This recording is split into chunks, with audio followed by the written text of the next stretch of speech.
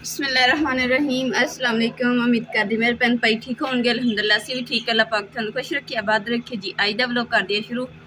अल्हम्दुलिल्लाह जी कपड़े जेह्ड़े ना बहुत ज़्यादा होए सी ते मैं सारे जने ना धो दित्ते क्योंकि तुहानूं पता कि जिद्दां घूमन फिरन गए सी ते फिर उत्थों दे कपड़े इस्तेमाल होंदे, धोन दी जगह होंदी नहीं ते अज जेह्ड़ा ना एह् भी कम्म खत्म करता अल्हम्दुलिल्लाह। ते कपड़े ना हजे थोड़े थोड़े ना गिल्ले मैं कहा धुप्प होर लग जाए सुक जाणगे ना फिर मुकम्मल तैयार ला के रखांगे। आह गमला जिहड़ा ना सप्प मारन लग्या ते बांस इनू लग्या ते टुट गया।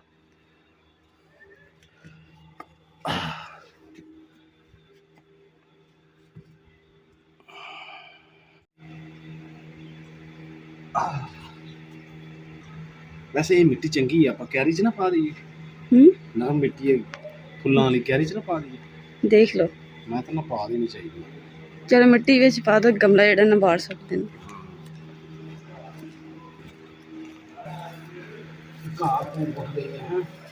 हाँ जी ये बाहर सकते हैं, ये उड्डना हुण ओए इलाका विच होर गंद लगदा।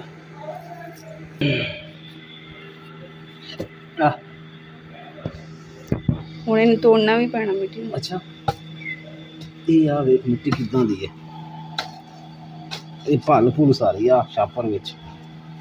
गमला जेह्ड़ा विच उन्होंने लगाया सी।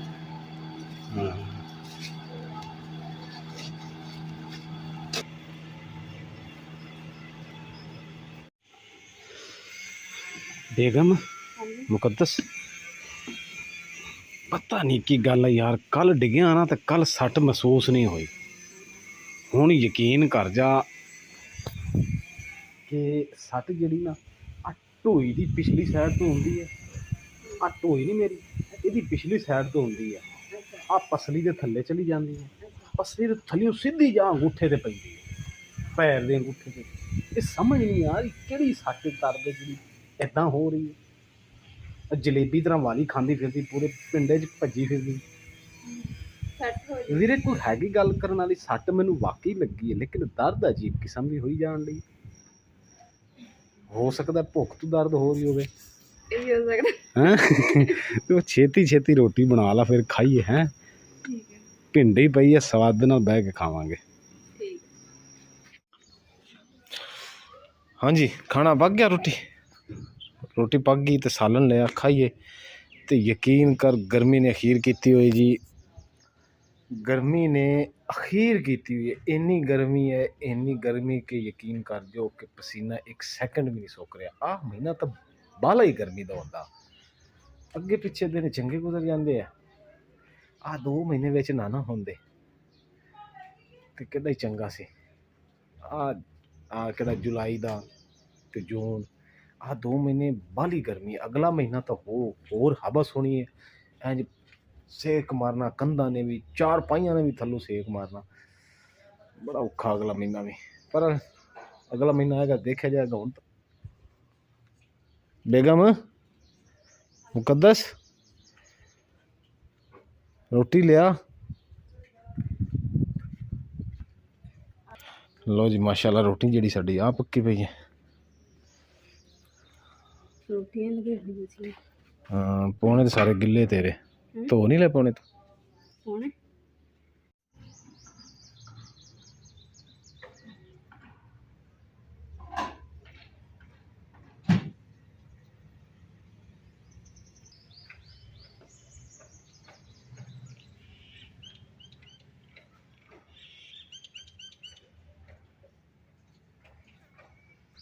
मूँह मेरा चेक करो कि जिद्दां मूँह ते उत्ते पानी पाया हुंदा, पर यह हैगा पसीना। पसीना बेतुका ही आ रहा।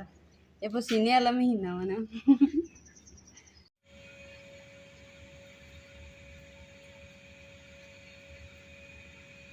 माशाल्लाह जी रोटी दे नाल जेहड़ा ना रोटी बनाई हुई नाल भिंडियां दा सालन ते नाल ही खीरा कट्टांगे ते मजे नाल रोटी खावांगे। ते अम्मी भी उन्नी देर नहा के आ जाएंगे तो फिर बैठ के रोटी खाएंगे।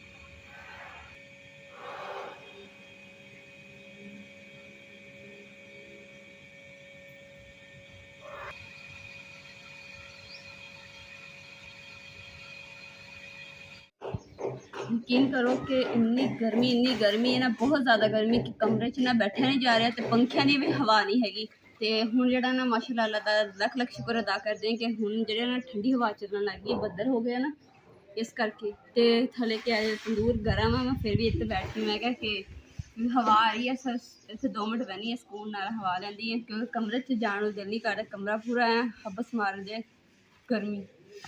पंखा ਜਿਹੜਾ ਨਾ ਛੱਤ ਵਾਲਾ ਉਹ ਵੀ, ਔਰ ਜਿਹੜਾ ਕੂਲਰ पंखा ਨਾ ਇਹ ਵੀ ਹਵਾ ਜਿਹੜੀ ਨਾ ਨਹੀਂ ਦਿੰਦੇ ਕਿ ਹਵਾ ਚੱਲਦਾ, ਪਤਾ ਨਹੀਂ ਚੱਲਦਾ ਹੈਗਾ ਇਹਨਾਂ ਦਾ, ਕਿਉਂਕਿ ਇੰਨੀ ਗਰਮ ਤੇ ਹਬਸ ਮਾਰਦਾ ਨਾ। ਤੇ ਦੂਸਰਾ ਬਸ ਜਿਹੜਾ ਕੰਮ ਕਰਦਾ ਨਾ ਇਸ ਮਹੀਨੇ ਦੇ ਵਿੱਚ ਉਹ ਹੈਗਾ ਏਸੀ। ਤੁਹਾਨੂੰ ਪਤਾ ਕਿ ਏਸੀ ਤੇ ਹੈ ਨਹੀਂਗਾ, पंखे ਹੀ ਆ ਬਸ ਸਾਡੇ ਕੋਲ। ਹੁਣ ਤੁਸੀਂ ਵੀ ਦੁਆ ਕਰਨੀ ਹੈ ਕਿ ਅੱਲਾ ਪਾਕ ਜਿਹੜਾ ਨਾ ਬਾਰਿਸ਼ ਕਰ ਦੇਵੇ ਤਾਂ ਕਿ ਪੂਰਾ ਮਾਹੌਲ ਠੰਡਾ ਹੋ ਜਾਵੇ।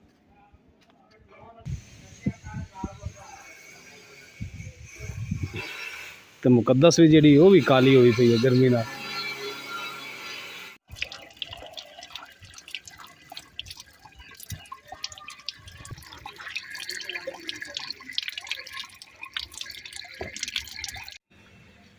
ਲੋ ਜੀ ਮਾਸ਼ਾਅੱਲਾ ਹਨੇਰੀ ਥੋੜੀ ਜੀ ਸਾਡੇ ਕੋਲ ਚੱਲੀ ਹੈਗੀ, ਲੇਕਿਨ ਅਸੀਂ ਸਾਰਾ ਕੁਝ ਚੁੱਕ ਦਿੱਤਾ, पंखा चारपाइयाँ सारा कुछ अंदर कर दिता ताकि ਜਿਹੜਾ ना सारा कुछ ख़राब ना हो जाए। तो बस यही अल्लाह की दुआ है कि जी अल्लाह पाक बारिश कर देवे ना, तो फिर ए मिट्टी शिट्टी भी नहीं उडेगी।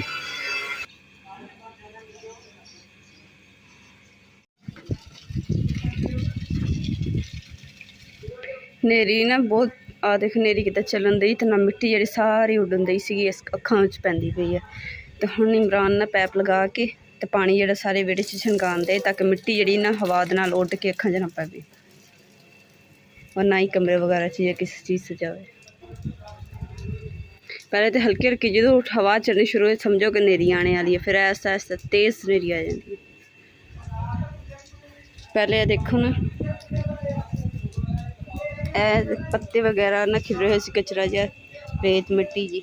पहले भी हवा चली तो मैं झाड़ू फेर दिनी हाँ, तो पर एकदम हवा तेज़ शुरू हो गई, इस करके फिर झाड़ू नहीं लाया हैगा। ਹੁਣ देखते हैं जो हवा रुक गई ना तो फिर इंशाल्लाह घर दी ना सारी सफाई करांगे, क्योंकि साफ सुथरा घर सोहना लगता।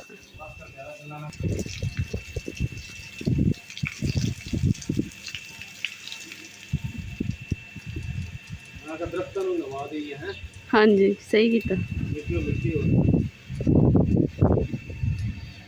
ये हिलूगी ना ठंडी हवा दोगे। हाँ जी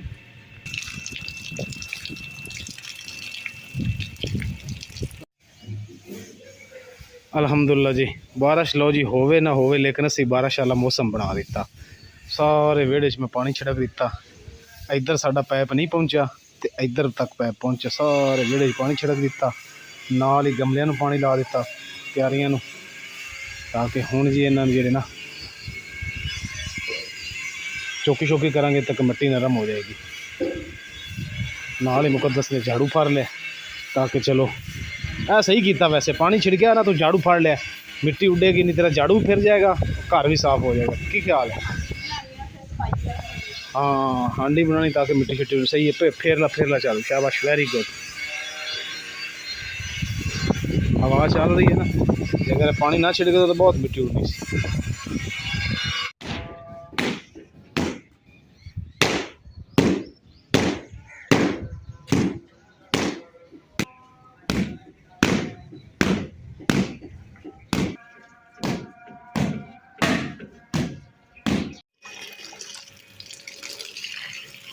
माशाल्लाह जी अनामा जी।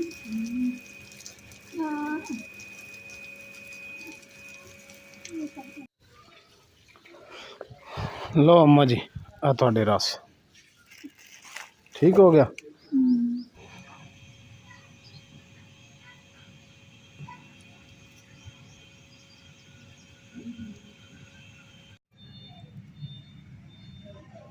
और अम्मा जी वास्ते ना सब ने दुआ करनी कि अम्मा जी जिदन दे आए हैं ना, तो अम्मा जी ने 2 दिन हो गए तो दूसरा ना बुखार आते, बुखार नहीं सही हो रहा, तो दुआ करोगे तो इंशाल्लाह अल्लाह पाक शिफा देगा। हो सकता है अल्लाह पाक किसी की दुआ कबूल कर ले। तो अम्मा जी रोटी नहीं खा रहे थे, इस करके ना फिर दुध विच ना रस पी के वो खाते नाले ना। अम्मा जी वास्ते इमरान दवाई भी लिया है, तो हुण अम्मा जी नूं ना दवाई देवांगे, तो अम्मा जी ने कहा कि ना खाली पेट नहीं जी कुछ खा पी के ना हल्का फुल्का तो फिर दवाई देवांगे। तो हम ना 2 मिनट बाद इंशाल्लाह फिर मेडिसिन देवांगे, और इंशाल्लाह दवाई के नाल जिहड़ा ना अम्मा जी नूं आराम आ